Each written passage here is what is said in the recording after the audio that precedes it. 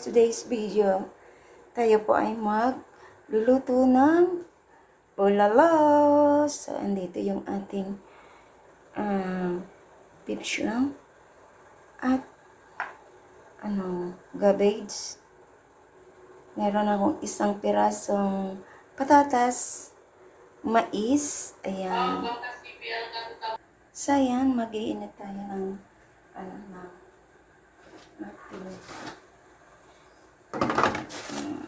maglalagay ako ng what's this? Buong paminta. Diyan.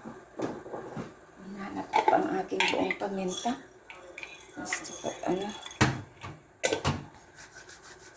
Ayan, buong paminta.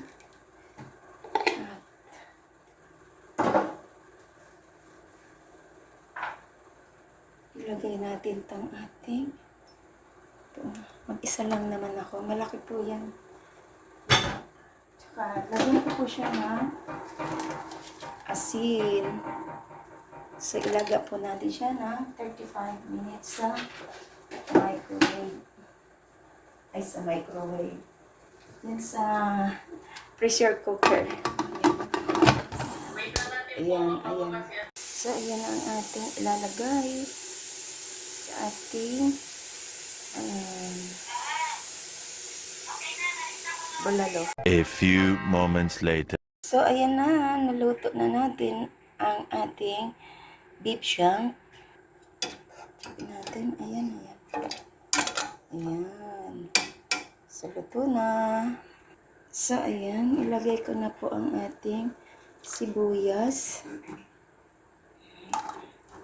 At ang ating mais.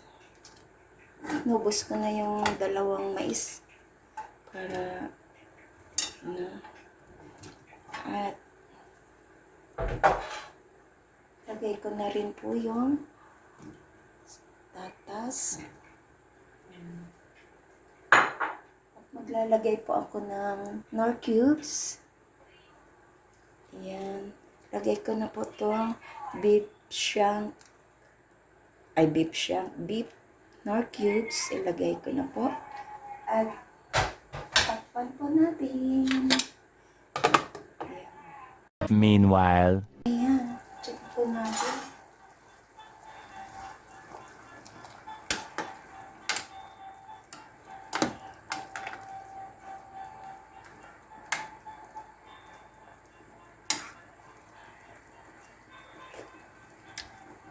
Masarap. Maglagay ako ng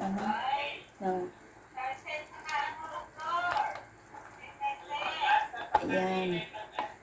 Lagay ako ng patis. Ayan.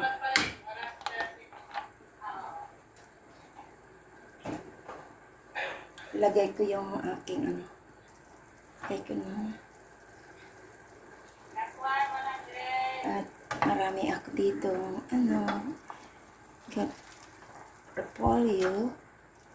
Lagay ko na lahat to. Lagyan na natin ang repolyo.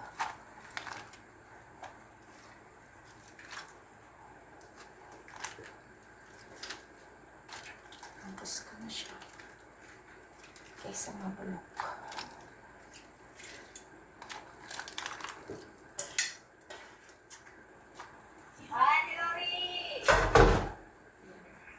So, yan. Okay po natin dito. Tuwin muna po natin.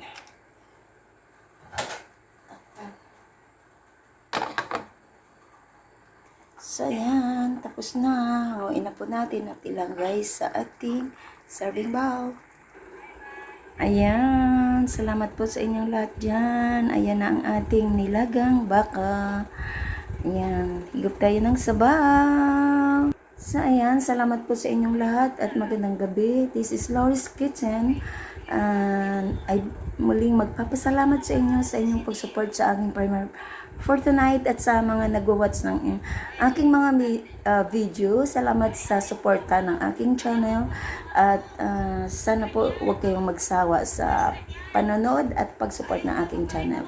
Ayan, sa hindi pa nakasubscribe ng aking channel, please do subscribe and hit the bell button para lagi kayong updated sa aking lulutuin. Bye-bye, this is Laurie's Kitchen. Thank you and kain na po tayo.